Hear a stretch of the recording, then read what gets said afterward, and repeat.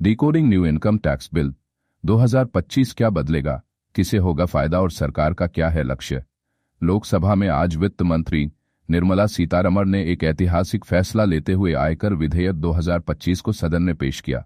यह विधेयक मौजूदा आयकर अधिनियम 1961 की जगह लेगा, जिसे 6 दशक पहले लागू किया गया था। समय के साथ उसमें इतने संशोधन किए गए कि वह एक बेहद जटिल और उलझा हुआ कानून बन गया था। करदाताओं के लिए इसे समझना मुश्किल हो गया था, जिससे अनुपालन भी चुनौतीपूर्ण हो गया था। इस नए विधेयक का उद्देश्य आयकर प्रणाली को सरल, पारदर्शी और सहज बनाना है, ताकि आम आदमी से लेकर बड़ी कंपनियों तक हर करदाता को इसका लाभ मिल सके। आखिर क्यों लाया गया नया आयकर बिल? 1961 का आयकर कानून वर्षों से संशोधन दर संशोधन इतना जटिल होता गया कि आम करदाता इसे समझ ही नहीं पाता था। इसमें 880 पन्नों की विस्तृत व्याख्या, ढेरों कानूनी पेचीदगियां और अनगिनत मुकदमेबाजी के अवसर मौजूद थे, जिससे सरकार और करदाता दोनों परेशान थे।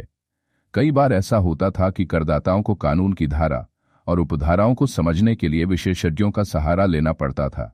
इससे कर अनुपालन मुश्किल हो जाता था और टैक्स चोरी या अनजाने में गलतियां होने की संभावना बनी रहती थी। सरकार ने अब इस विधेयक को 622 पन्नों में समेट दिया है।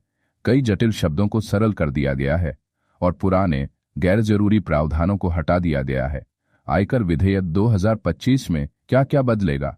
कर निर्धारण की नई परिभाषा। पुराने कानून में पिछला वर्ष, प्रीवियस ईयर और मूल्यांकन वर्ष, असेसमेंट ईयर की जटिलता थी, जिसे हटाकर अब टैक्स ईयर की नई अवधारणा लाई गई है।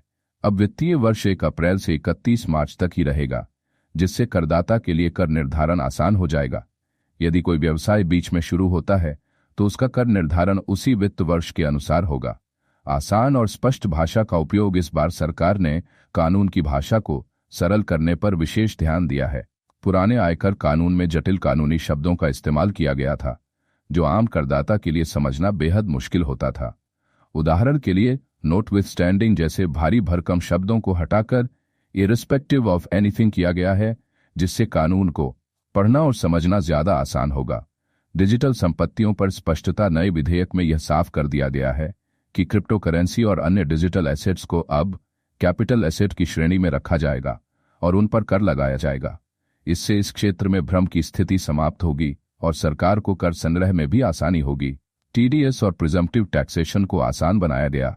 टीडीएस और प्रिजम्पटिव टैक्सेशन को टेबल फॉर्मेट में पेश किया गया है, जिससे करदाताओं को यह समझने में आसानी होगी कि उन्हें कितना टैक्स देना है और कौन कौन से टैक्स स्लैब उनके ऊपर लागू होते हैं। इससे कर अनुपालन आसान होगा और अनावश्यक गलतियों की संभावना भी कम होगी। मुकदमेबाजी में कटौती के लिए ठोस कदम कर मामलों में होने वाली अनावश्यक मुकदमेबाजी को कम करने के लिए डिस्प्यूट रेजोल्यूशन पैनल जीआरपी को ज्यादा प्रभावी बनाया गया है। अब इस पैनल के फैसले स्पष्ट और अंतिम होंगे, जिससे कर विवादों का शीघ्र निपटारा होगा और करदाताओं को लंबी कानूनी लड़ाई नहीं लड़नी पड़ेगी। पुरानी और नई कर व्यवस्था साथ साथ चलेगी। सरकार ने यह स्पष्ट कर दिया है कि पुरानी कर व्यवस्था, ओल्ड टैक्स रेजीम को फिलहाल खत्म नहीं किया जाएगा।